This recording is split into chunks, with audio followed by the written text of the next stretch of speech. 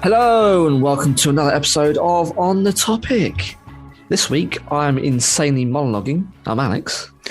And I'm planning on dropping a rock on planet Earth. I'm Dan. You're always doing that. And it's another week. And this week, we've been teasing this for a little while.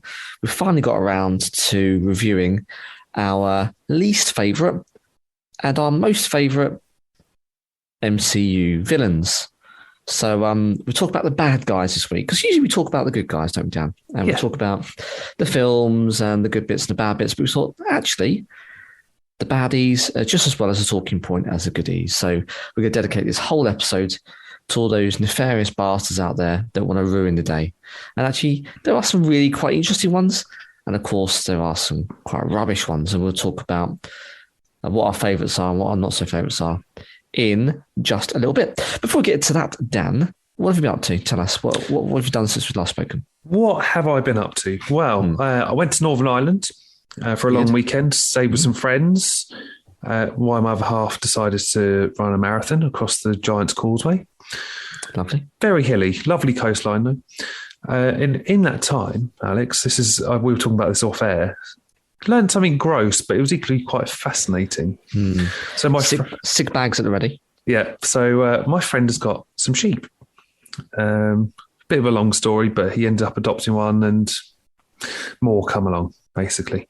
Anyway, one of the local farmers who lets him borrow the field says, "Yes, one of your lambs got maggots."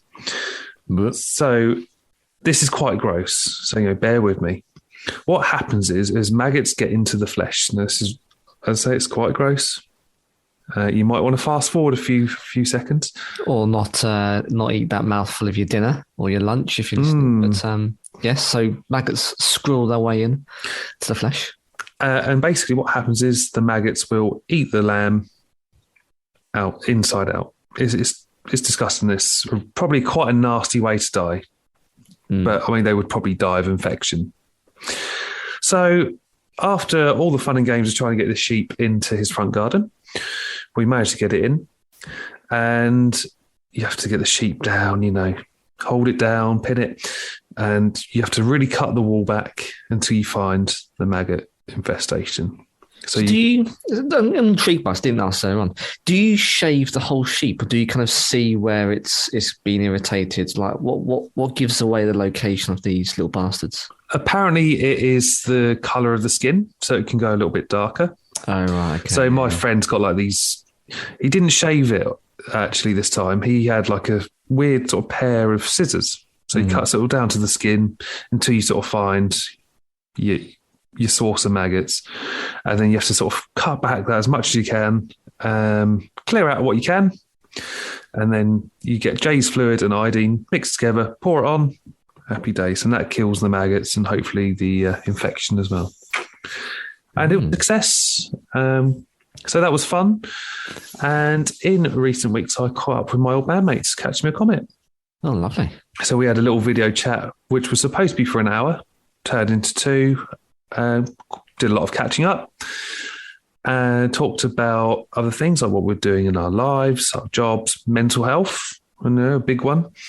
Yep. So that was quite nice, quite cathartic, but I can tell you now there is no reunion on the cards. Boo. But if anyone wants to hear about band life of Catch Me a Comet, there are episodes, I think it's like OTT 17 and 18 from last year. Yep. Definitely check that out. And essentially those episodes brought us together as friends again, which is quite nice. Thing. But that's it, really. What have you been up to, Alex? Much? Not as much as you, Dan. Definitely less maggots from where I'm coming from. So last time we were talking, in the last episode, we were talking about Cobra Kai, how you said that you got through it, wasn't as fast as perhaps the previous season, but you got it. And I had on a couple of episodes, I think, at the time. Well, I smashed through it, Dan. I must say, I had a couple of baths, and I wash every day, by the way, but a couple of baths, just in case people cared. And I got one of those iPad stands, on a long spring, and you can kind of clamp it. And anyway, it really is a game changer for baths. I can hugely recommend one if you've got an iPad or a tablet. Anyway, and I whizzed my way through it, and then Like the end, I don't want to spoil it, and of course we'll do a standalone episode. But the ending kind of crept up on me, Dan, and I purposely didn't go through, the episode listing in Netflix so you can see, how many episodes you got and the episode descriptions. I usually go on that either because it's going slow for me and I want to see how much is left, or just out of pure curiosity. This time I didn't. I just kept on going for the next episode, and then it got to episode, was it 10? And it just went bananas, and then it ended, and I thought, oh shit, this is it. This is complete. So, mixed bag. Overall, though, I enjoyed it. I really enjoyed it. I just wonder where it's going to go next, but we can talk about that. I guess in the coming weeks. So, but that's Cobra Kai. Did you know, actually, Dan? They're also doing. I saw it today. This has crept past me because I think the trailer was released in August. Do you know they're doing a game, a Cobra Kai game? Oh, they actually. Apparently, this is the second one. They've already done one. When did this come out? I know, right? Years ago. Apparently, they've done one before. The second one's due out in just a couple of weeks. It's got to be like Mortal Kombat style, right? It's going to be like a. Well, it looks like it's a bit like that. Like Injustice. Yeah, the superhero fighting games where like you have a bit of storytelling, role play, a bit like Sleeping Dogs. You ever play Sleeping Dogs on last gen? No, I know of the game though. Really good game, actually. Really underrated. GTA style, go around kicking shit out of people. But it's a bit like that, and then you go into like set pieces, and then you go into like it tells a story or certain stories of, I guess, season 3, season 4, and ends with the tournament, and you can play as each of the dojos. It looks ropey as hell.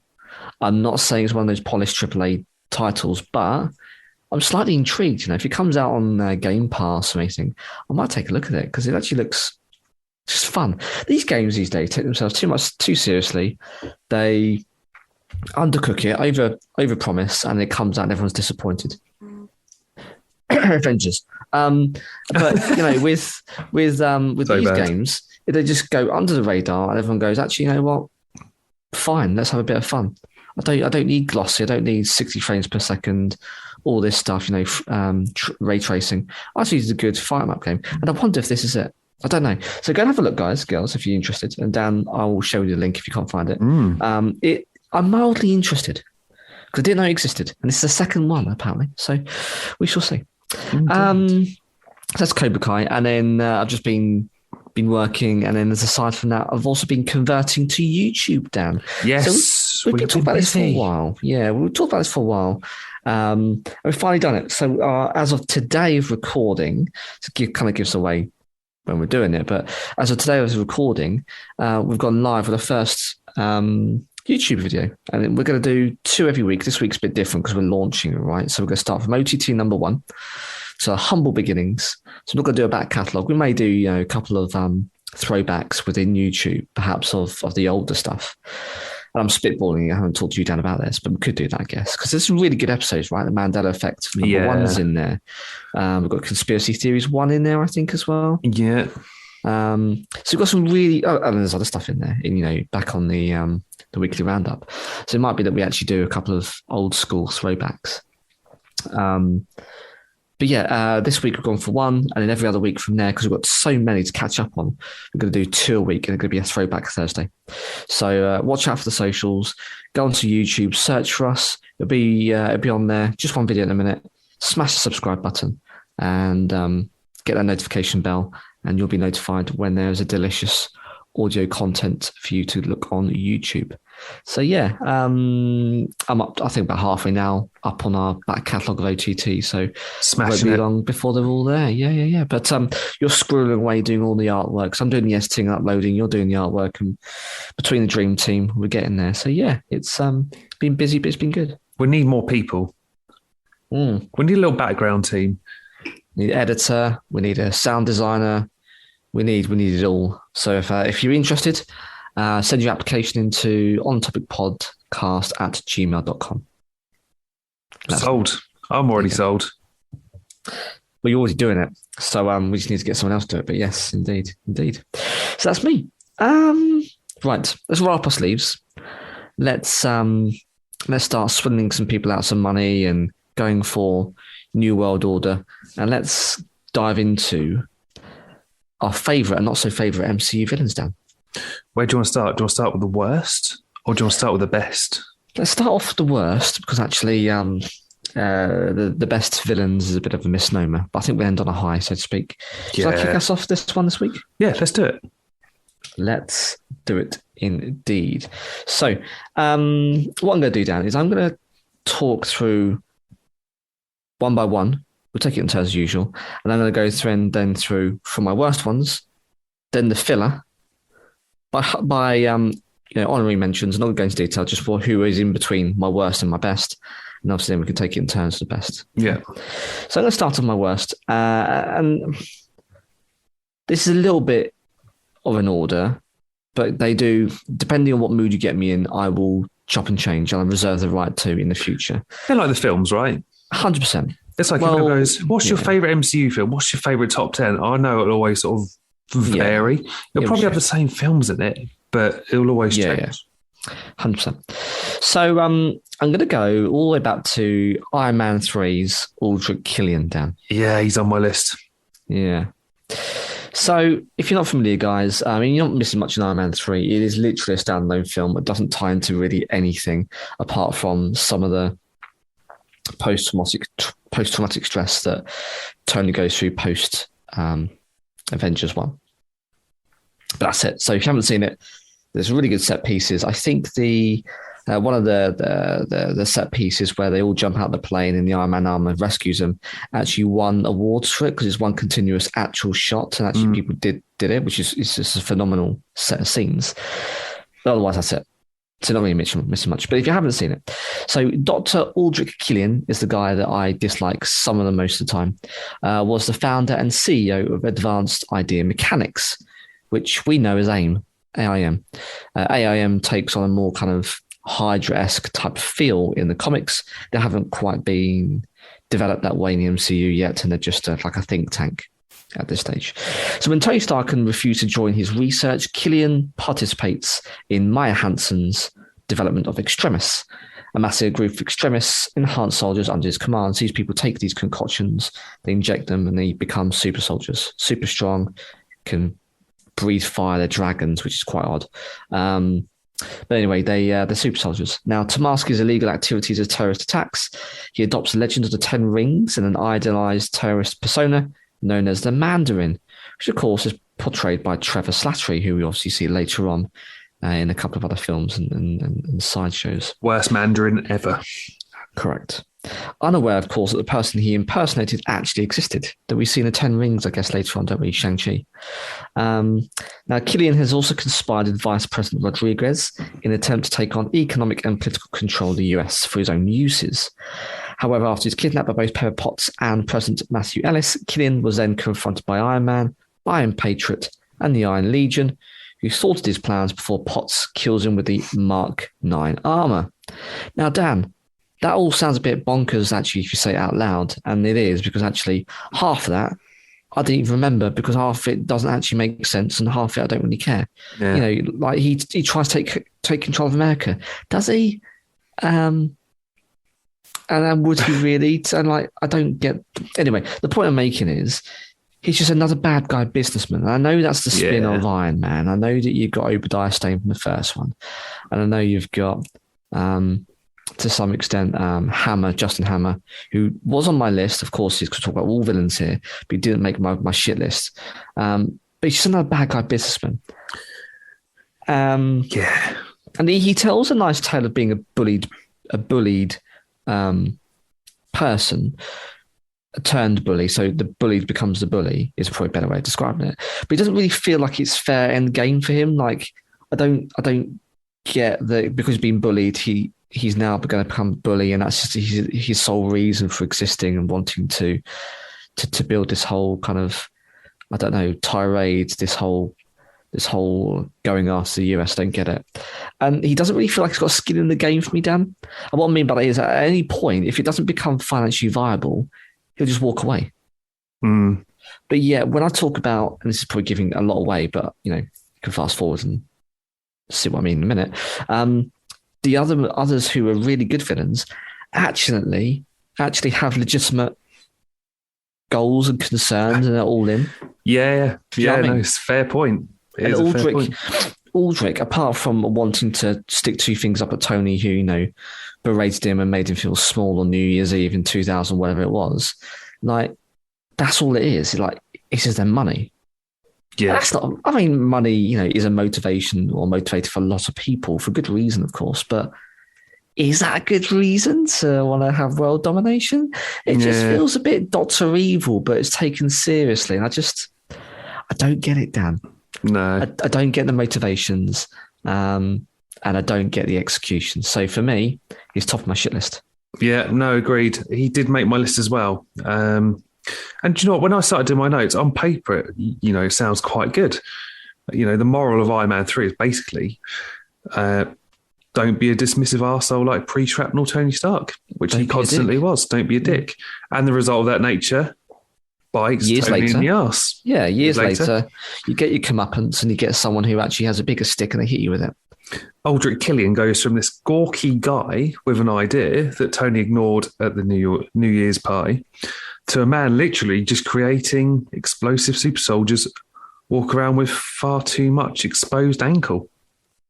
And the thing is with that, right, Dan, they weren't perfected, they were exploding sporadically, but if you had super soldiers, why wouldn't you do what they've done in the comics and like have an underground kind of evil organization that topples governments, like in The Boys. Right, let's get to The Boys, right? The Boys use that concept, don't they?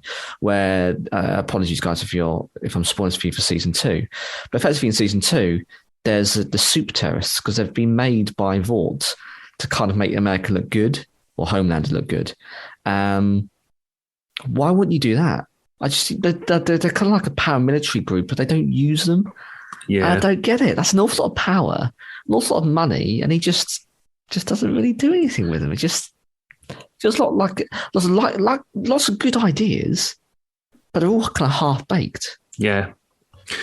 Just sort of finalise on my notes for Aldrich, and this will be a recurring theme as well as we talk about the actors and actresses. Guy Pearce is smooth, and he plays Killian as an interesting foil to Downey Jr.'s brash Tony, but the motivation just always seems a little bit off in this film. Yeah. But yeah, he's on my shit list. Do you know what? I will go on to Malekith. Oh, yes. Okay. Yeah. Christopher Eccleston, brilliant actor. Ordinarily. He's a good actor. But Malekith is just not an interesting villain in Thor the Dark World. He spends a lot of time of it sleeping. Yeah. He's got an old gripe with Odin's father. He's just vaguely evil without any real defined plan throughout the rest of the film. And again, a lot of the good villains, which we'll talk about shortly, they always seem to have a good motivation to why they're doing something. And there's something always extremely evil about them. But Malekith was just shite. Malekith character is one of the most renowned among fans in the old Thor comics written by Walt Simonson.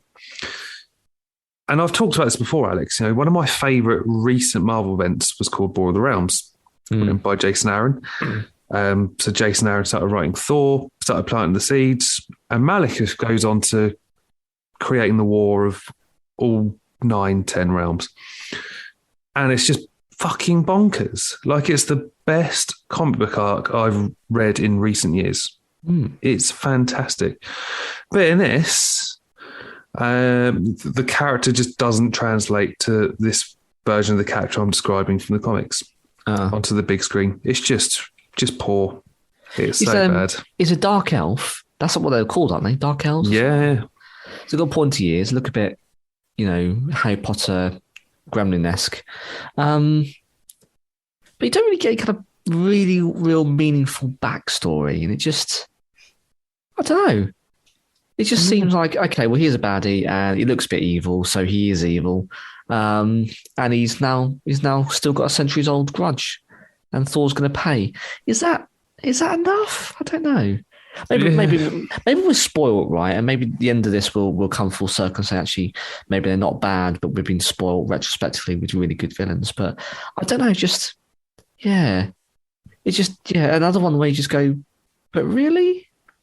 Yeah. That's a lot of effort to go to just to kind of settle score with an offspring. I don't know. And you know the worst villains are shite when your notes of that character are just, I mean, I haven't got a lot here for him. There's nothing really to him. There's nothing really to talk about. He's just a bit poor. He's just pants. And that's why Malekith makes my shit list. Fair play. Well, another one that you can't really write too much about, Yon Rog. Yeah, he made my list as well. Played by Jude Law. Absolutely. He's a handsome bastard. One of our favourite Christmas films, The Holiday. Yeah, we said that before in Christmas movies, didn't we? You know, if he crawled into my bed, I won't kick him out. There's no way. In this, I mean, he's got the charm, but I think he's largely wasted. I mean, if people don't know what we're talking about, so Yon Rog is from Captain Marvel. Brie Larson's first outing as a character. And he's a Kree Empire commander and leader of Star Force, which is devout loyalty to supreme intelligence and the Kree ideologies. Now, during the Kree Skull War, Yon Rog and Minerva were dispatched to kill Mar-Vell on planet C-53, seeking a Tesseract-powered energy core that were developing. However, Yon Rog later took under Hichuchi's Vez, a United States Air Force pilot who absorbed the core's energy during its destruction. Now, years later, the prospect of Kree technology, the Star Force had cored the Skrull population, including Talos, of course, who we later see, we're going to see soon in Invasion, to C-53. So when Vez learns of a true origin of C-53, Yon Rog was authorized by Ronan the Accuser, no less, who is also on the list, but not on my list, to capture her. Now, after failing to wipe out the Skrull refugees and stealing back the Tesseract, Yon Rog was defeated by Vez and sent back to Hala with a warning to the Supreme Intelligence. Therein, Dan, lies my issue. He was clearly hallmarked as a secret baddie very early on. In fact, in my opinion, I'm not a super sleuth, and I called it in the first 5 minutes. You don't have someone of those credentials who looks like that, and they're just like a supporting actor. No. Do you know what? I put that into my notes. Marvel gave Jude Law a substantial role, and only for that role to be just a bit of a boring telegraph twist villain. And the thing is, Dan, at the end of it, when you get through it all, he's really just a soldier. Yeah. There's no powers. He's no match for Carol. Actually, he never really was. So what's really his motivation apart from just believing in the supreme intelligence? And, maybe that's enough. Maybe that's kind of suggesting that a good soldier will unquestionably follow their orders of who's commanding them, and that's fine. But when it comes to it, he's hugely outmatched. I mean, even Thanos couldn't go toe-to-toe with Carol. So it kind of felt always as though he was never going to win, and he wasn't really a threat. He was manipulating her because of her amnesia or her manipulated memories. But really, that was it. And then, Jude Law is a brilliant actor. And whilst I don't think it's a bad portrayal, I don't think he really does his acting range justice. I know he primarily does rom-coms and stuff, and we both love dearly, and this is no sarcasm intended if it's coming through my voice. I'm just British, I'm sorry. But The Holiday, we do genuinely love The Holiday, and I can't wait to see it again in a couple of months' time, because you can't watch it unless it's Christmas. It's a fact. It's law. Christmas binge. Can't wait. Indeed. It's in fact not just law, it's Jude Law. But it just kind of felt a bit flat, a bit one-dimensional in this, and that's why I think it was really kind of a bit of a misstep for me. There's no real kind of plot twist. We kind of all knew it was going to happen, and when we all were told it was going to happen, so what? Like, you were no match. I don't know, Dan. I think it was a bit let down, and I wonder whether that's contributing to and theorising here whether people don't like Brie Larson because actually the whole storyline wasn't particularly set up for success. I don't know. Yeah, Brie Larson has actually questioned whether people want her to come back, but I'm sort of side noting here. But no, you're right. We've seen what Jude Law can do as an actor. We've seen it for decades. Can do it. He can crush it. But his character is just a bit dry, isn't it? There's nothing to it. Yeah, just a bit boring. Bit meh. I mean, someone said maybe the character returns for the Marvels, which would perhaps have a bit of potential to use a great actor to his full potential, but I don't think it's going to happen somehow. No, and if I was him, I'd say, no, thank you, Marvel. Thanks very much for the payday, but I'm done. Because you can't recover from that. No. So, sorry, Jude. Nope. Shame. You're on ROG. You're on the shit list. He is. Well, I'm on to Dreykov from Black Widow. Oh, right, yes. Yeah. Good choice.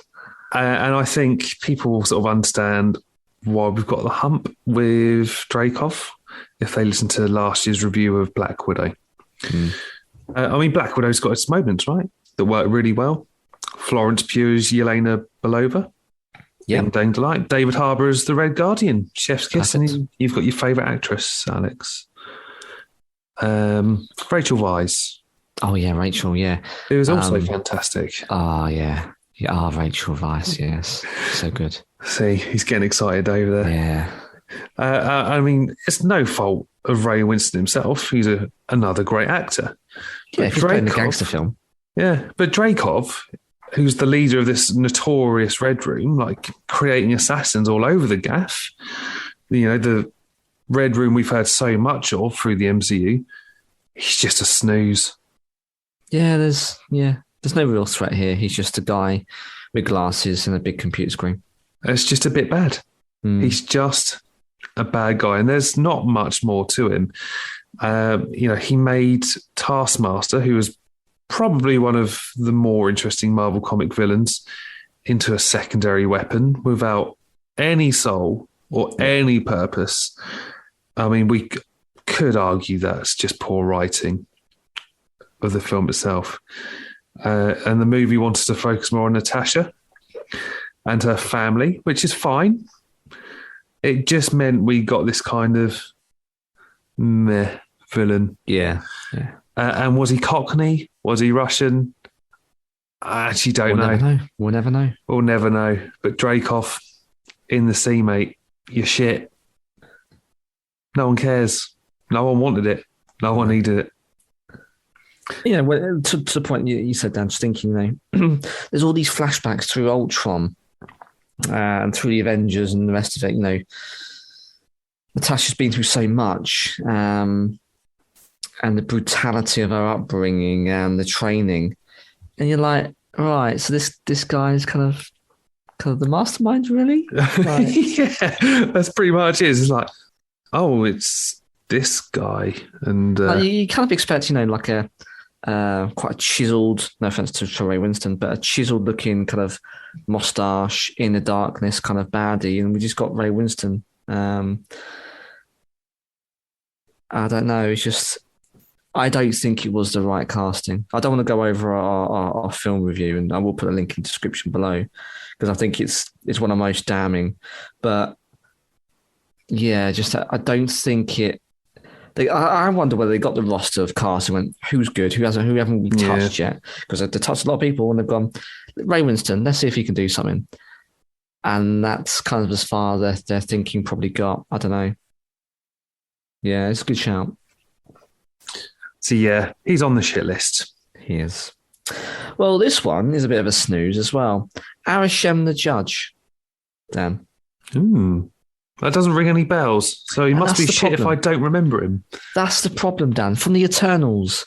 So Arishem the Judge is a prime celestial who's credited for creating the first sun and bringing light to the universe. Really? I forgot that bit.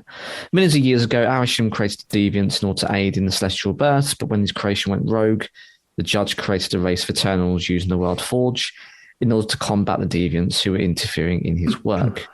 Now, one such world Arishem sent his Eternals to was Earth, of course, in order to ensure the emergence of Tiamat, who is now a frozen being sticking out of the sea that no one's addressed until She-Hulk, when there's a newspaper clipping. I'm not sure if you've seen this. This is the only reference of post-Eternals that event ever existed.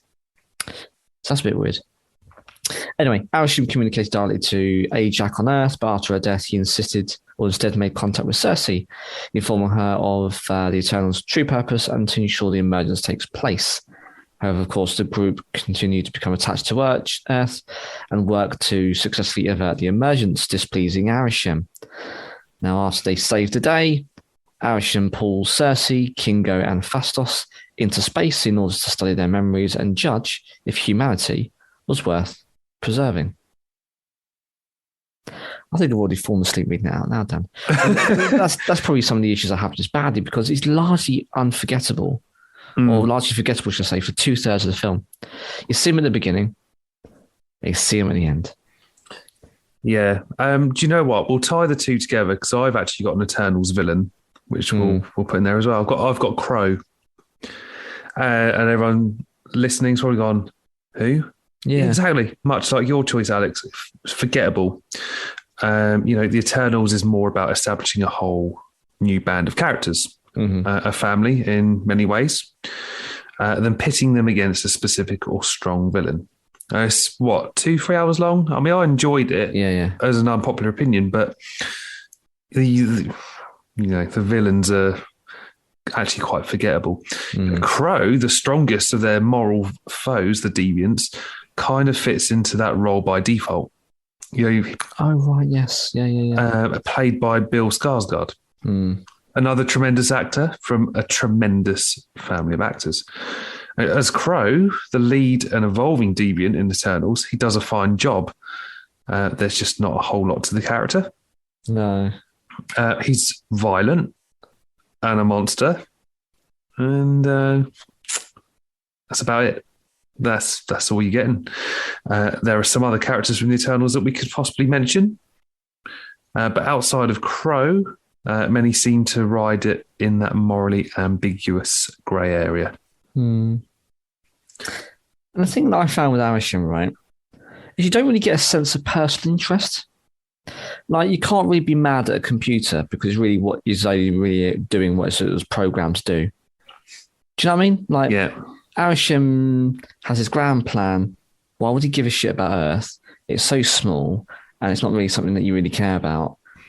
And he's just kind of let his children, his beings do his work. It just doesn't. It almost feels a bit too small for him. I just wonder, why should we really care? Like, I know he's got the power to snuff out Earth and the rest of it, but there's no personal interest. He'll just go and make another planet. It just feels like, okay, so what? Like, okay, this guy who's going around making robots and cultivating planets, but really? Like, that's the baddie? I don't know. Yeah. I mean, that's just the Eternals all over, isn't it, really? Yes. A bit confusing. Yeah. I've got one honourable mention. Oh, yeah. Have you got any more? Yes, I've got one more. Oh, I'll let you kick this one off and I'll do my honourable mention. Okay. You could mix these together. Goliath and Ghost from Ant-Man and the Wasp. I've talked about this many a time. Yeah. I don't want to repeat myself too much, Dan, because I've talked about it, every couple of months on this channel. Goliath, because he was such an important character in the original Avengers and in the Ultimate Avengers, that it just really wasn't. It was a half-baked concept, and they could have done much more flashbacks. We talk about this in our review of Ant-Man and the Wasp. Like they did with actually the Wasp in Ant-Man 1 and 2. They could have done so much more with Goliath, but they didn't, and that was odd. It felt like an own goal. Ghost, though, is really what I take exception to. So Ava Starr is the character, is the daughter of Elias and Catherine Starr, who gained the ability to render herself intangible and generate extreme amounts of power following a quantum accident, which unfortunately killed her parents. Now, at a young age, S.H.I.E.L.D. became aware of this and took advantage of her powers, enlisting her as a stealth operative under the moniker of Ghost prior to Hydra. Now, under Bill Foster's care, who ended up being Goliath, she realised she was slowly dying due to her lack of quantum energy, which she was involuntarily harnessing. Now, within weeks, succumbing to a disease without a cure, she learned an updated version of the quantum tunnel, a gateway to the quantum realm, was being made by Hank Pym and completed embedded in this portable lab, which of course is the core of the film, Dan. Now, her plans to harness quantum energy from the quantum realm conflicted with Pym's plans to rescue his estranged, lost, MIA wife, Janet Van Dyne, who survived in the quantum realm, of course, relied directly on the energy which Star sought to extract. Now, she began making attempts to steal the lab by force, and of course then conflicted with Ant-Man and the Wasp, the titular heroes of the movie. Now, at the verge of dying, Janet transfers some of her energy to Star, temporarily stabilizing her abilities, and with this, she begins to make a recovery and went into hiding with Foster. Now, I've got some issues with this baddie, Dan, because she's woefully underutilized as a character. If you've got the ability to be intangible, apart from having some really interesting and exciting chase scenes, they probably could have done what Taskmaster probably should have been in this film, actually, where Taskmaster, I can't even say his name now. Taskmaster should have actually been better in Widow. Like, Taskmaster was underpowered, wasn't really a threat. They had some kind of trappings of interest and danger on the bridge at the beginning. Was it in Norway, I think? Yeah, that's probably the best fight scene of the lot, really, isn't it, with Taskmaster? But that's it. Whereas actually that would have been the perfect level for Ghost, because we're talking street level heroes here with Ant-Man. But with Ghost, they could have done so much more in terms of giving, again, flashbacks or insight into her career with S.H.I.E.L.D. She could have saved lives. She could have done corporate espionage. She could have been stealing interesting things. I mean, tapping into Scott's knowledge of heists and security vulnerabilities. It could have actually been a really interesting film. But they kind of went, well, she can kind of go intangible, and that's a bit scary. And that was it. And I just felt like they could have done a lot more with the character. But in the end, actually, she isn't the main protagonist of the film anyway. I don't really know what is. I mean, you got Sonny Birch, but again, people were going, "Who's Sonny Birch?" He's just a bad guy. He's just a criminal. Yeah, and it's just, I don't know. There's lots of I struggle with that film, because I absolutely love so much the original Ant-Man. I saw it again the other week. I think we mentioned this a couple of weeks ago on the episode. Yeah, so good. I love it. It's so good. But the second one just falls so much short of the lofty heights of the first outing. And I don't think Ghost helps, because Iron Man, it's Ultimate Iron Man, done by Ellis and Kurth. It's wonderfully penciled. I must lend to you, Dan, because I keep on talking about it, but I don't think you've read it. Ghost in there is actually goes toe to toe with the Ultimate Iron Man armor, and that's no mean feat, given the Ultimate Iron Man armor is basically War Machine on steroids. It looks badass, and it's armored to the teeth, and Ghost can go toe to toe with the armor, and she steals Tony's tech right from underneath him and survives.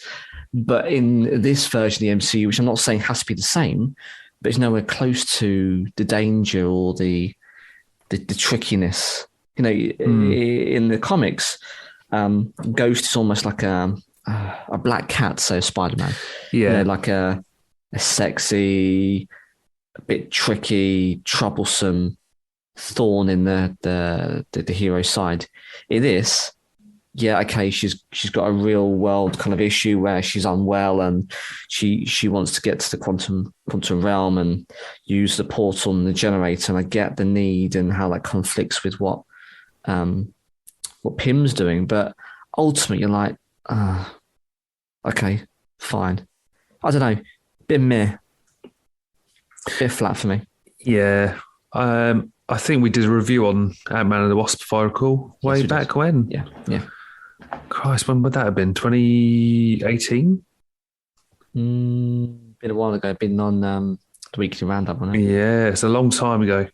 But yeah, no, agreed. Good shout. My honourable mention goes to Ms. Marvel's Najma, portrayed by Nimra Butcher. Early motivations simply stem from her wanting to return home to their dimension. Oh, right. Yeah, sorry.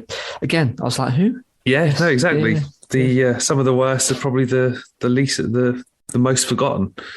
So you've got her and the other clandestines. They want to return to their own dimension, and they've reached the point where they're going to do anything to do it, to do the job. Mm-hmm. In terms of evil acts, Najma has quite a few. So she murders Kamala's great-grandmother, abandons her son Kamran in a prison, and was still willing to create a gateway to her home dimension with the full knowledge that it would destroy Earth. She's a bad mum. Oh, she's a bad egg. I wouldn't want her as my mum. These are all terrible acts, sure. But Najma's screen presence is just somewhat lacking and unmemorable. Again, as we mentioned. And her last-minute redemption doesn't feel earned. It doesn't feel satisfying. Given her actions, curse Kamran with powers and cause even more havoc after her death. It's just pants. Yeah. Her whole motivation to be bad is to go home. There's nothing like, oh, I'm going to take over the world, the universe. Oh, I just want to go home. And there's just no care about it, though, is there? There's just absolutely no care or attention. Just, it's just, I don't know, one-dimensional again. I think that's probably what it is. That is a good way of describing it, one-dimensional. So that is my honourable mention. See, I've got to put my teeth in now. So, yeah, I've been on the red wine. So between the really bad baddies, the terrible villains, what you could have had, Dan, is you could have had Aisha from Guardians of the Galaxy Volume 2. Ah, the Gold Lady. You could have had Ego, Kurt Russell. You could have had Malekith, which of course you talked about. You could have had the Dweller in the Darkness, Shang-Chi. Oh, yeah. You could have had Dormammu, Doctor Strange. Ivan Vanko, Iron Man 2. Ronan the Accuser, we kind of talked about around the terms from Guardians of the Galaxy, which isn't very good at dancing, it transpires. Thunderbolt Ross, should I say. Rest in peace, the Incredible Hulk. Wenwu from Shang-Chi again. You mentioned Dreykov, Taskmaster, Trevor, the Mandarin, which was a disappointment. Oh. You could have had Ulysses Claw down from Avengers Age of Ultron or Black Panther. Andy Serkis is really good in that role.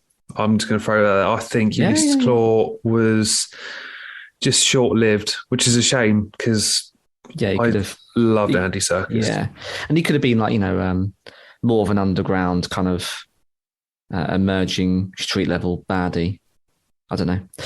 Caecilius, which I saw Doctor Strange again recently, for the billionth time, and very odd as a baddie. Very, very odd. The Abomination. You could have had the Grandmaster from Thor Ragnarok. Hela from Thor Ragnarok, which I didn't quite get. Oh, she made an honourable mention. Okay. Interesting. But without to bring everything down, you got Helmut Zemo from Civil War. Mysterio. Or you got Helmut Zemo as well? I've got Zemo on my interesting top list. And I'll explain why. You could have had Zemo. You could have had Mysterio from Far From Home. Justin Hammer. I talked about that in Iron Man 2. Yellow Jacket. This is going in particular order, by the way. So I looked at all of these and I did actually reshuffle the deck from worst to not so bad. So actually, as we get progressing through this, in my opinion, they're not that bad. Yellow Jacket, Ant-Man, but again, just another baddie billionaire, playboy, philanthropist. Alexander Pierce. Winter Soldier, Obadiah Stane from Iron Man, Red Skull, the First Avenger, Ultron, Maximoff, Green Goblin, of course, comes across the multiverse, but to No Way Home. And as we get very close to then my goodies, but just on the fringes, is going to be Gore, the God Butcher from Thor: Love and Thunder. Oh. I think our goodies list is going to be very different. Yeah. And then Winter Soldier. And that then is on the very fringes of then my top 5 all-time best. So with that then, Dan, I'm going to take the gloves off, go for the roundhouse, knock you out the park with Loki. Yeah, he's on my list. It had to be done, right? Of course. Originally in Thor, but obviously then really making his debut properly in the Avengers. Now, he's the only MCU villain who's actually been, I think in most people's opinions, actually fully developed. because we actually see him go through so many different manifestations of the character. You know, he's the underdog in the supervillain competition. He's the unappreciated half-brother.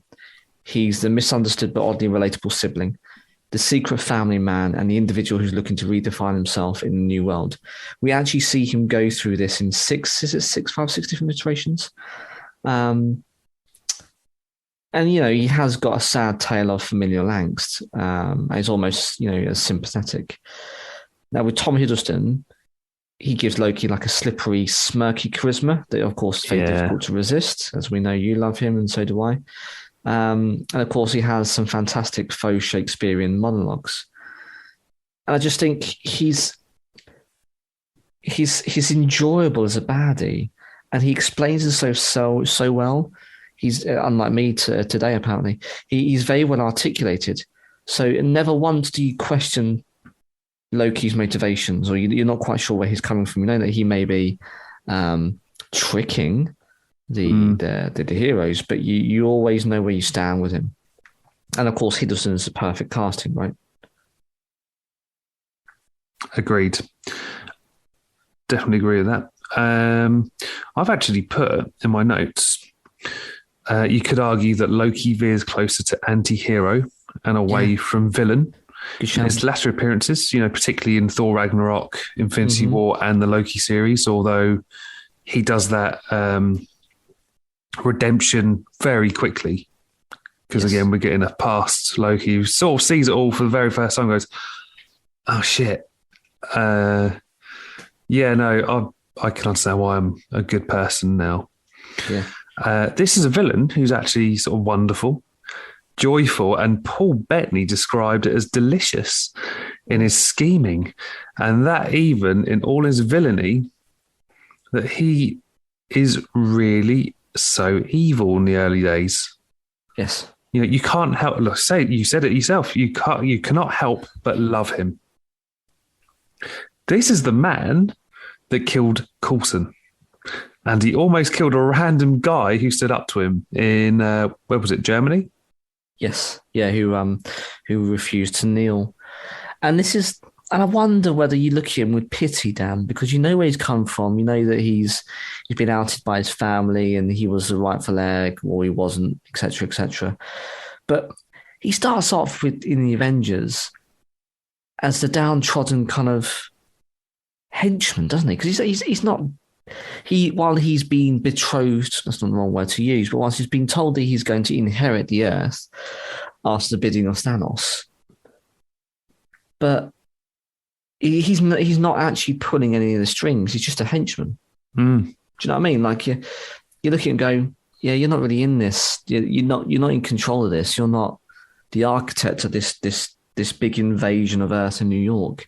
And you kind of pity him to some extent, don't you? Because he's always wanted to be the guy on the horseback leading the armies, and all he's really got now is a bunch of aliens and New York. Yeah.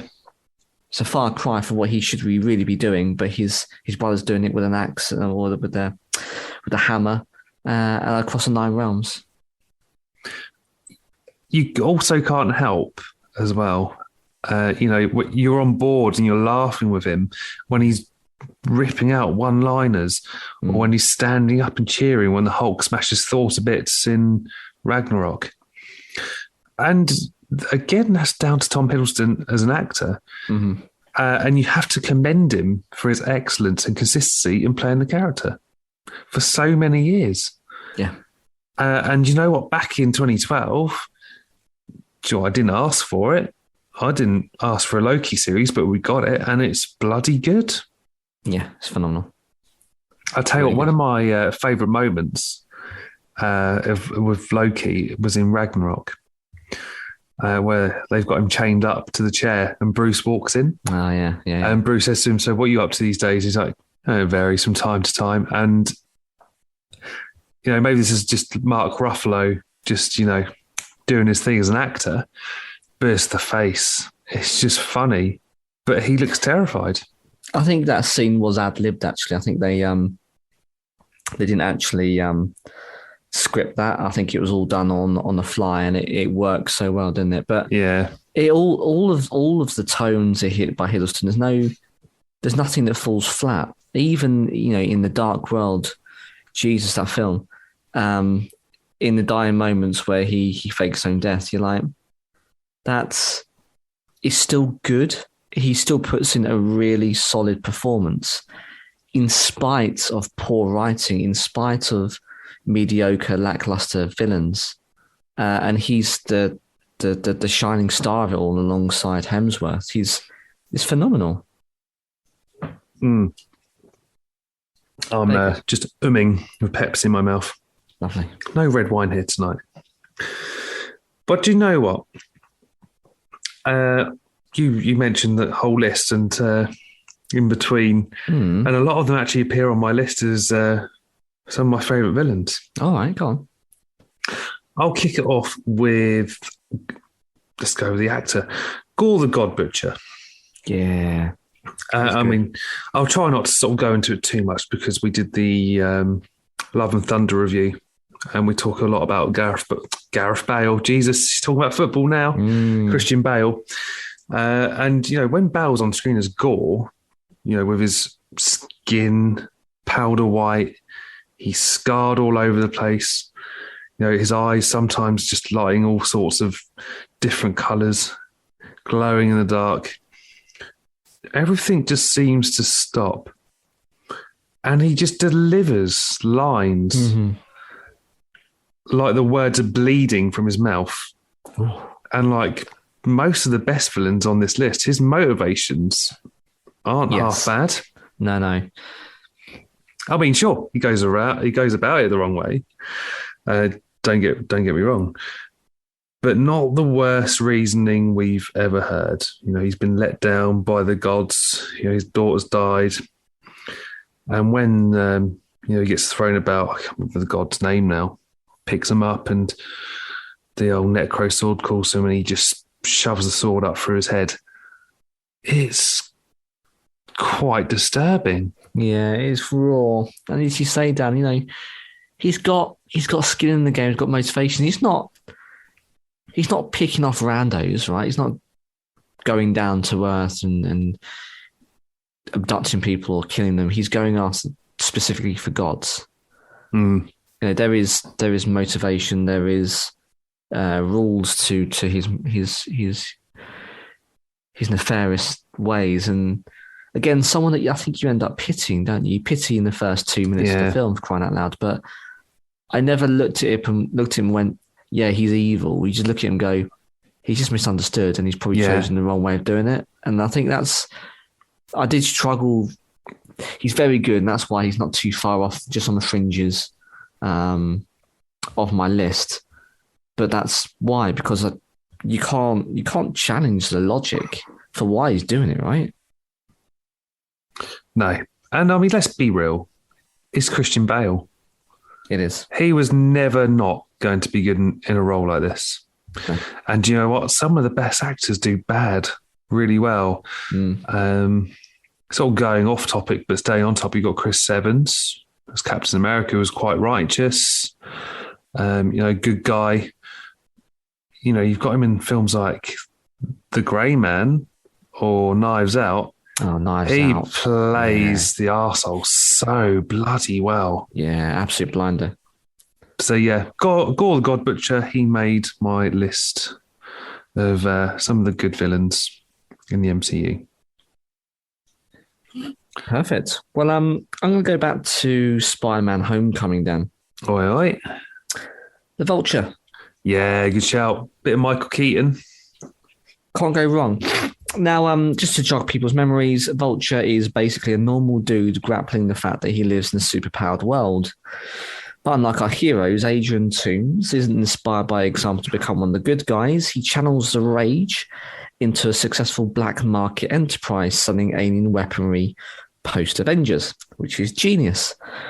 But what's fascinating about Adrian is that there's actually much more to than supervillainy, because actually he doesn't just play the role in that way, like Obadiah Stane was pretending to be Tony's friend so he could stab him in the back later.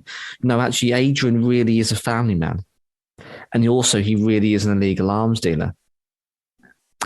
I think he's fantastic because it's another amazing casting. Yeah. So good. For me, what really stole it was that car scene. I talked about it before, but when Peter and Adrian are outside the homecoming dance, Jesus, the hairs, tense. the hairs on my arms, the back of my neck were up, because you can see the penny drop as Adrian's driving these two to the dance. And then when the girl gets out and goes inside and he gives him the talk, he's got the gun, he's like, I know who you are. You need to stop because I'm going to come after you. And you could hear the pin drop in the cinema. And it's just, the tone goes quite uplifting, a bit edgy, and then it goes. And the game is afoot. And it's dialed up. And that's partly directing, that's partly good writing, but also it's fantastic delivery as well. And he really is, again, we talk about the motivations, he really is a down and out family man who's actually sticking it to the man. After Damage Control took actually what was rightfully his, he laid claim to all the stuff and the rubbish that was left behind in cleaning up New York. Damage Control comes in and says, no, we're government, see you later. And he loses his livelihood and he has to try and build that up. And you're like, actually, fair play. Because you're only ever going to do it anyway. Now, you got your hands in it because Damage Control didn't do a very good job. So actually, you're only doing what they should have done. You can't fault him. Now, perhaps, yes, you shouldn't be selling it to some dodgy people on street corners. But at the end of the day, you can kind of understand where he's coming from. And at the end of the day, he's still a family man. He's not someone who's going out to, again, murder innocent people. He's just making ends meet the way that he should have done in a legal fashion. I wasn't allowed to because of Damage Control. So, I'm bought into, the underdog.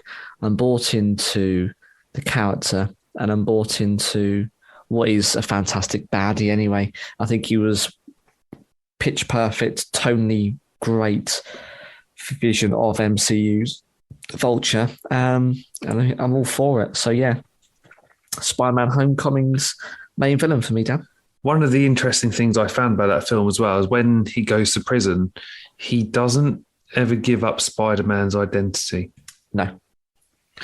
But who knows what's going to happen in the Sonyverse, where he's suddenly been pulled in through the multiverse and let's go after that Spider-Man guy. It's like, why? And why are you talking to Morbius?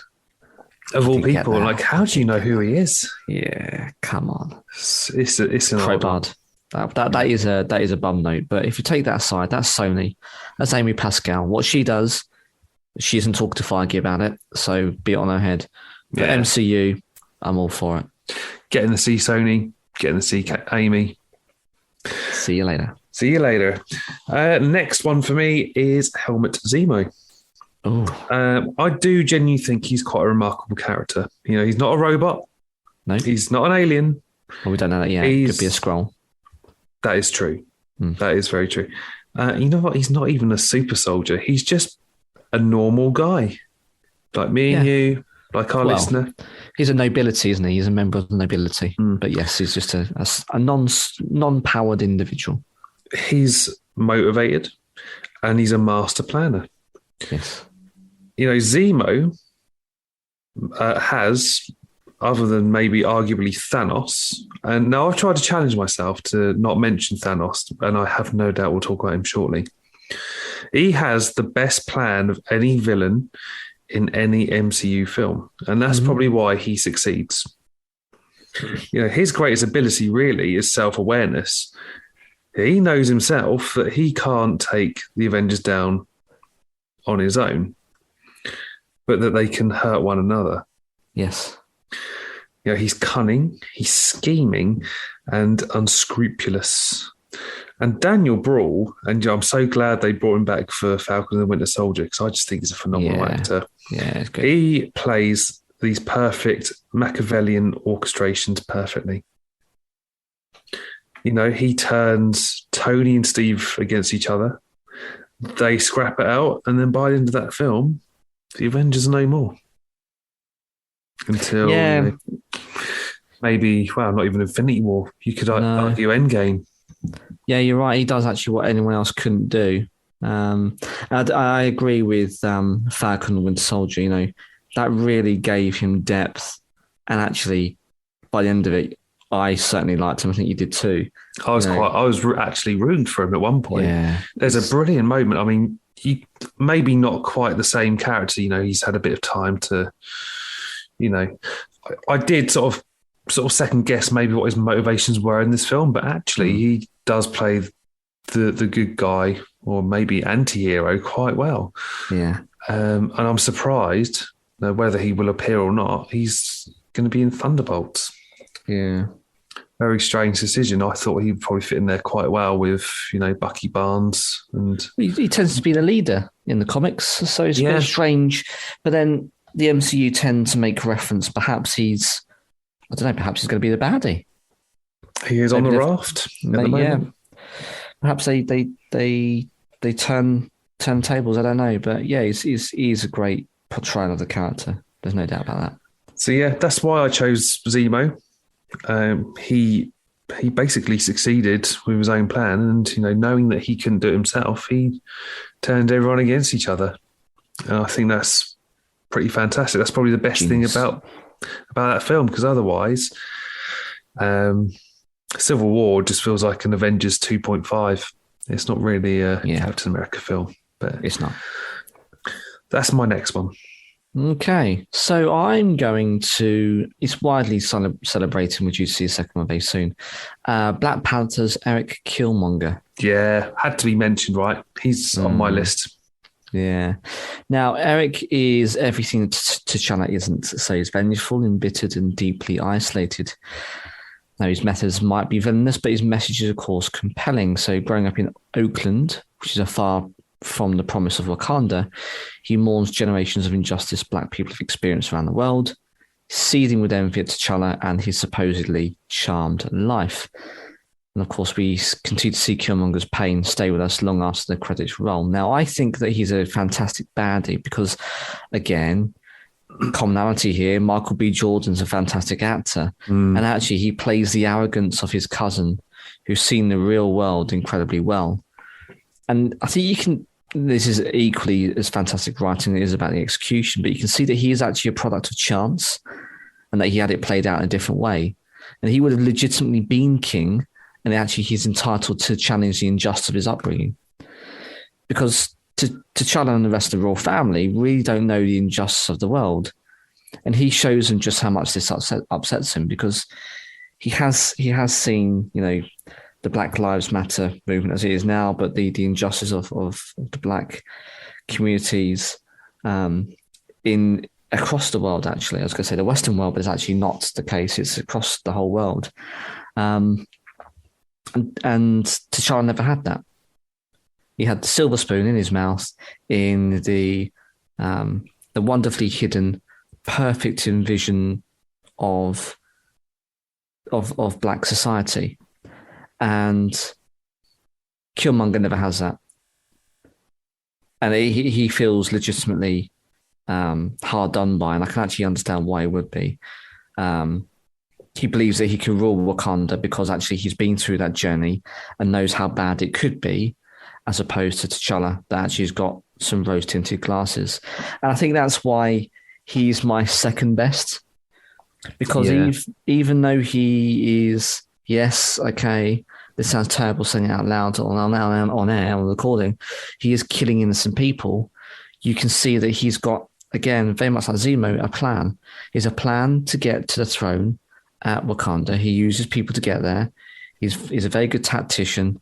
He has unique skills, hasn't got superpowers, but in spite of all that, he still gets to Wakanda, which is a very secretive country that no one's ever seen before. He has a viable challenge to the throne and goes toe-to-toe with a bona fide superhero. And at the end of it, you're like, actually, I get where you're coming from. Had your dad not been snuffed, you would have been on the throne. Yeah. You know what I mean? So I think he's a wonderful character. And even at the end, as I say, they're duking it out. I legitimately, obviously we knew where it was going, but I didn't know who I really wanted to win in the end. I think that's the first time I said that on air, but I really do mean it because he's just a really well-written character. Yeah, no, agreed. The fact that Michael B. Jordan is hardly in the first act of Black Panther, that is a real testament to how good this character actually is. Yeah. He shows up at this museum early on looking, he's cool. He's got a denim jacket on. He's got his glasses and he represents the best kind of MCU villain, the one that actually kind of has a point. Yeah. He's dangerous. He was a trained weapon as a former member of the US military. And all he really wants is a changing of philosophies. He wants Wakanda to share its technological advancements with the rest of the world, where it can be used. His stance leads to the world-changing decision at the end of the film, after he snuffed it, which is mental. Yeah. The one mistake comes at the close of his character's arc. We could have used some more Killmonger in future movies or shows, but we've got a multiverse. Who knows? I know I sort of pined for it. Could you have brought him back for Wakanda Forever and had him in the Black Panther suit? I think it's going to Shuri, isn't it? It is. But there's no reason that the closing credits, he doesn't come out of the shadows and he's like, where's my cousin? And that could, I don't know. We obviously don't know yet at the time of recording where that film's going to go. It's going to handle, obviously, the loss of Chadwick Boseman very well. And it's going to be, I think, the second longest film behind Endgame. Is it 2 hours and 40 odd minutes? Yeah, that's the rumour. It hasn't officially been confirmed, has it? But I know it's appearing on a lot of cinema sites with that time. Yeah. So I'm either going to have to wear a nappy or make sure I get a good toilet break in before the film starts. Indeed. Pace yourself. But yeah, just don't know. But yeah, I'd want to see more of that character because I think, whilst you could say why do more because you could spoil it, I genuinely think there's more to write. Yeah, he was in What If, the animated series, where again, same sort of ilk of this Killmonger. He was just a bit of an arse and wanted the power, realised the power of the Infinity Stones, dukes it out with Ultron. And, that's where we leave him, really, in some weird dimension. But, hopefully there is a good version out there somewhere in the multiverse. Much like our Kang that was in Loki, but we know there's going to be a bad one coming through in Quantumania. So I'm quite intrigued. But who knows? We shall see. My next one, before my honourable mention, I've got Ultron. Okay. Now, regardless of what you think of the film, I actually think Ultron's quite a good MCU villain. Mm-hmm. I think we've both admitted it before. Age of Ultron's probably our guilty pleasure. Yes. For an MCU film. We've talked about it before in our favourite MCU moments. It's a film where you see our heroes actually having a bit of downtime, partying, etc. But anyway, I digress. Why is Ultron a great MCU villain? I can hear the listener asking. Well, let me explain. We can give much of the credit to James Spader's great motion capture performance. And actually, I put it down to his voice work too. He is far better than this super advanced robot AI system really has any business being. Yeah. Just does a great job. He's got that humour. There's a lot of menace in his voice. And it's just the most engaging and best thing about this film, by and large. I think you're hitting down the head, Dan, for me, because what comes to mind is the scene in the arms dealer with Ulysses Claw in is it somewhere in Africa? Yeah, and he legitimately accidentally cuts his arm off, and he goes, "Oh, I'm really sorry." And he gets carried away with himself, and it's as though this consciousness is in this body, and he hasn't quite understood emotion or how that transfers on into the real world. And he legitimately says, yeah, sorry about that. I totally don't know what I'm doing. Anyway, you had it coming. But the way it's delivered is so well. You're like, oh crap, he's cut his arm off. But he kind of is a little bit remorseful, but then it all doesn't matter anyway because you'll be dead in the end of this kind of thing. It's just, it's funny. It's a funny moment, but it's dark and it's got an edge to it. And I can't describe it any better than that, which is poor at best. But it's such a well delivered scene. But I think it's quite an underrated one. But he embodies all of that in the space of about 10 seconds, and it's phenomenal. It really is. Yeah. I mean, that's why I put him on there. He's just a maniac. And the fact he's willing to drop, a city on Earth to destroy it, it's just crazy. I mean, we know what happens if he does succeed in the What If series. I think there's a scene where Thanos walks out of the portal and he just slices him in half. It's like, oh, fuck. This is what happens if he gets the Soul Stone and he gets his own, vibranium body. Yeah. He's basically unstoppable. It's just crazy, yeah.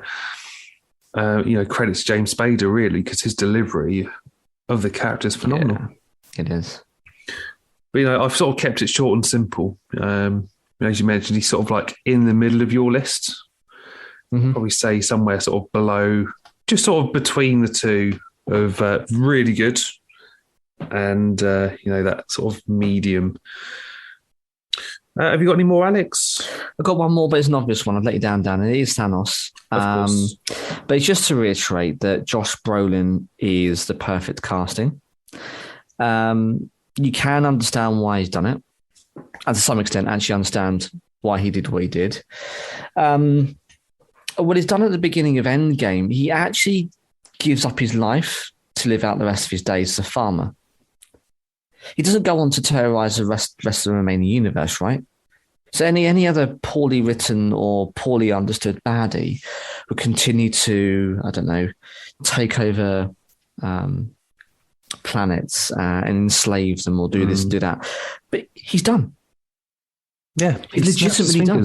He did what he planned to do because of the ways which his planet ravaged itself. And he delivered.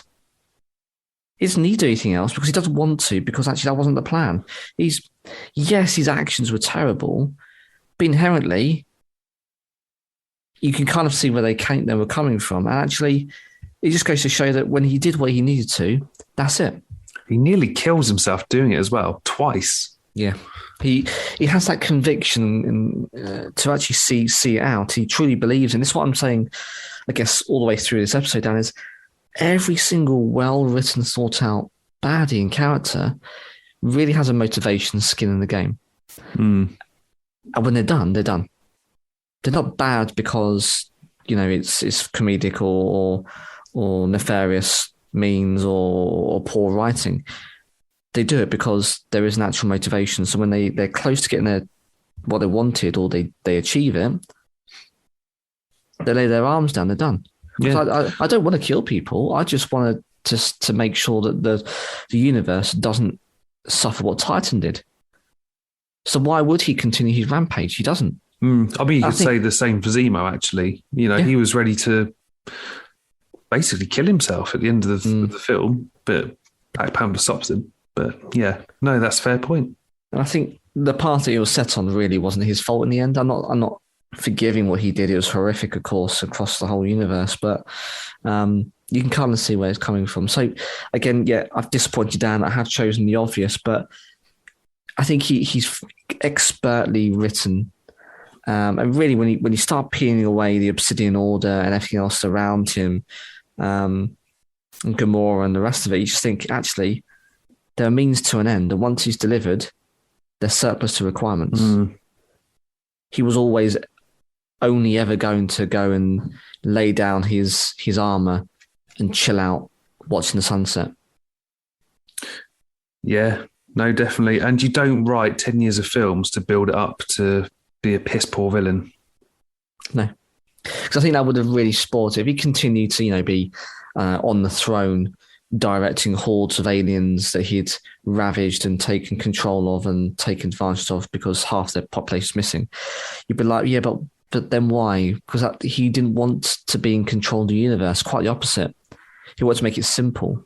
He never wanted to be a ruler. He just wanted to avoid what happened to his people. He wanted life to flourish, which is the biggest irony.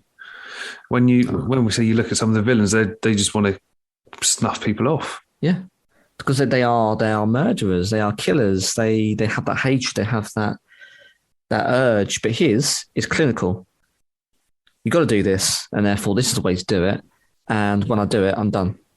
Yeah, and I think that is just the perfect embodiment of the baddie. And as you say, you're not going to do 10 years of writing and then fall at the last hurdle. And I'm glad I didn't. It was perfectly executed, and really was wonderful. So yeah, Thanos. I let you down, Dan. No curveballs. That's fine. He's phenomenal. That was. I mean, my challenge was to try not to put him on my list because it was always going to be an obvious one that we'd always talk about and. Interestingly, I set our listeners the same challenge. Yeah, I failed. We did get a couple. No, it's fine. I say it's a good one, and you don't put them at the top of the list for no reason. Indeed. Now, I did have one honourable mention. Yes. Of course, doesn't come above Thanos at all. I actually chose Hela. Okay. Played by Cate Blanchett, 2-time Academy Award winner. Just being in Thor Ragnarok was quite a big deal. Hela is a very, very formidable foe. And she is the evil sister of both Thor and Loki. Indeed. Might not be the greatest Marvel villain, but she's a rare one who proves nearly impossible to defeat. She crushes Mjolnir, fucks off Loki and Thor into other parts of the universe. And then off she goes into Asgard and lays waste. Just lays waste. She's killing people left, right, and centre.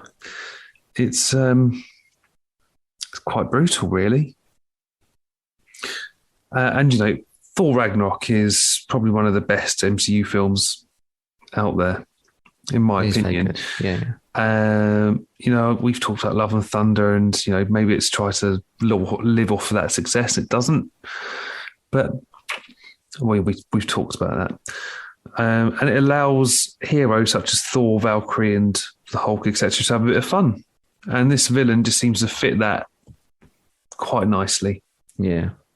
But yeah, I chose Hela just purely because she's an absolute arse, kills everyone, and all she wants is Asgard. Pure revenge. But she gets fucked up by Surtur at the end. Yeah. Unlocks. But we did get some listeners, Alex. Should we start with the voice notes first, or should we go on to the socials? No, we love a voice note. Let's have a little listen. Let's have a listen. I really love Hela as a villain. I think her introduction is amazing, where she faces off with Thor and Loki and she breaks the hammer. But I think she's got every right to be pissed off and come back the way she does, because Odin is all about the violence with her until he changes his mind, and then he just banishes her. There's no chance at redemption for her. So she obviously comes back pretty annoyed. So I really love that. She's sassy, love the costume in Thor Ragnarok, and I think Cate Blanchett plays it really well. So I really love her as a villain. And right until the very end, she believes that she can win, and she's fighting Surtur until the bitter end, and you've got to love that, really. So there's a few more bits there from Claire, which I didn't mention about Hela. And that's a fair point. Yeah, no, it is. It is. And I didn't think about it, actually. She's still swinging as the city explodes or goes supernova, and that is commendable for sure. The fighting spirit, and she's pissed off because Odin loved the violence and then did her dirty. I'd be annoyed too if my dad did that to me. He's got a lot to answer for. Actually, Odin, doesn't he? He's not quite the all father. I mean, that's the whole point, of course, of Thor's character arc, but he does an awful lot of bad, doesn't he, in the films? He does. And this was Claire's least favourite villain. My worst villain has to be Dreykov from Black Widow.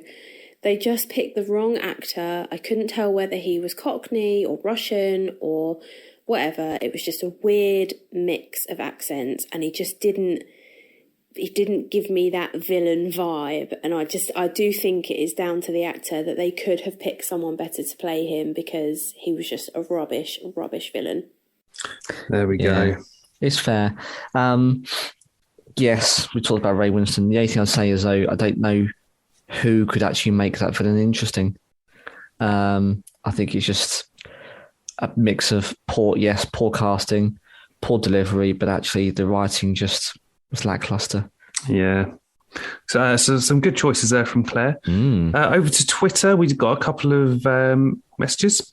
First one is from Brad. He says, didn't choose a bad villain. He's only given us a couple of good ones. Oh, yeah. Recent portrayals by Ethan Hawke and Christian Bale have to be up there as some of the best. Yeah, I didn't mention about Moon Knight, actually. It's a good shout. Ethan Hawke was good. Agreed. And then we got Dan. He says, the best, Ultron. The worst, Aldrich Killian. Yeah. And he's got an honourable mention, Alex. Oh, yeah. Honourable mention for both best and worst, Taserface from Guardians 2. Yeah. I mean, it's just hilarious. I think I sent you the video earlier, didn't I? Yeah. Where Rocket's just absolutely pissing himself at the name Taserface. Should we put that in there? Let's do it. It's again to glory with a new captain, Taserface!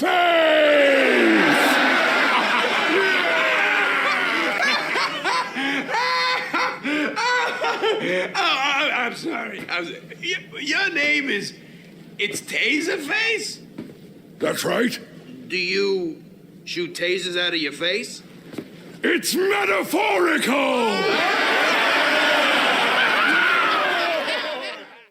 Beautiful. And that rounds up for our socials section. Lovely stuff. And I think that rounds up for an episode. It does. And, I actually really quite enjoyed going through that, because I legitimately struggled. And, you've got, was it 30 odd different villains if you double up in some of the films and whatever it was. And it's very difficult to really drill down what you like and dislike about a villain. But I think we've really nailed, and in the end, why we're bought into their motivations and the delivery, and why we're not for certain ways. And I really liked that episode. Really good, interesting research. The thing is, though, a lot of them I've forgotten, and that's kind of the issue. They're half-baked. They probably have 10 minutes screen time. Really, was that going to be, the big bad and everything the hero needs to fight against? I think ultimately that's the answer. If you've forgotten about them, they're not worth it. And I'd say sometimes it is just the actor or actress playing that villain that seem to do the casting. They portray that villain so well, and they carry it, and it makes it memorable. Hashtag Tom Hids. T Hids. Mm-hmm. And James Spader as Ultron. Oh, yeah. And Josh Brolin, of course. But yeah, what's coming up next? Well, it is nearly Halloween season, Alex. Oh, yes. Oddly, Dan, I was thinking about this when I was doing some editing for the YouTube channel. It scares the crap out of me when we get together every year and we talk about these bloody stories, because I'm always looking over my shoulder every couple of days, for a couple of days afterwards. Like, did I just see something there? Did something flash? Did that thing move?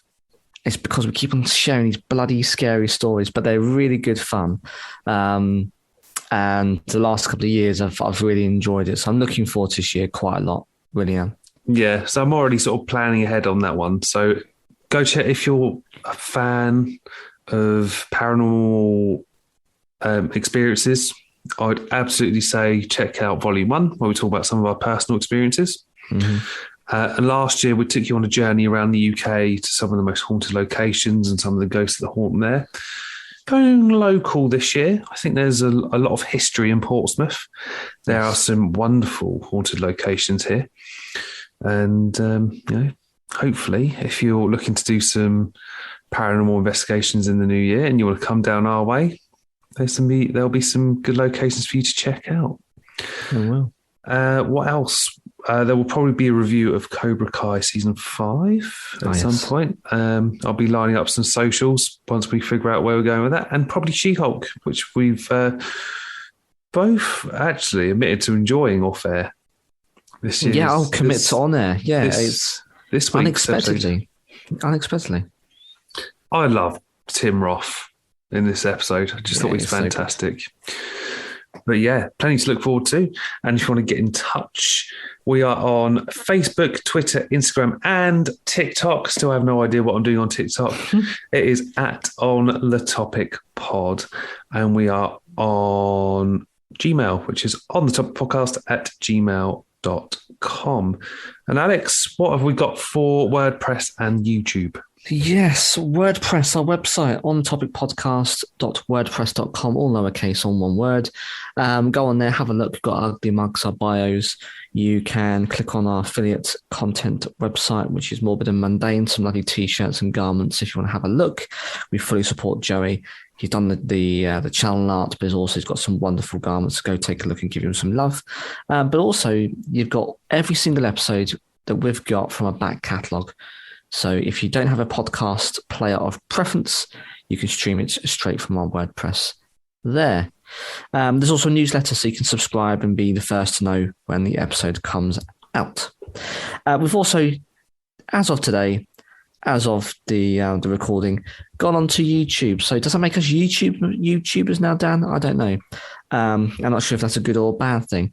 But either way, we're on YouTube. So we'll be doing Throwback Thursday, as I mentioned at the beginning of the episode.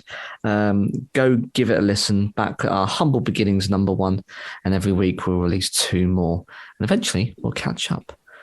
But that's every way or means of getting in contact or listening to us. But we genuinely do love your guys' interaction, your contributions. So any ideas for any new content episodes, anything you want to cover, get in contact and let us know. There's no excuses. Give us a shout. Indeed.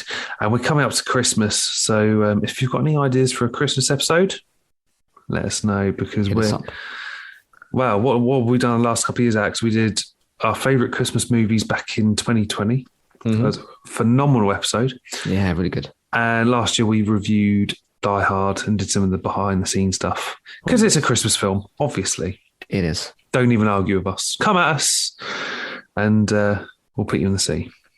Indeed. Or not. But for another week, I've been Dan, and I am off to create some exploding super soldiers. I'm another tech billionaire with a daddy complex. I'm Alex. And we'll see you next time.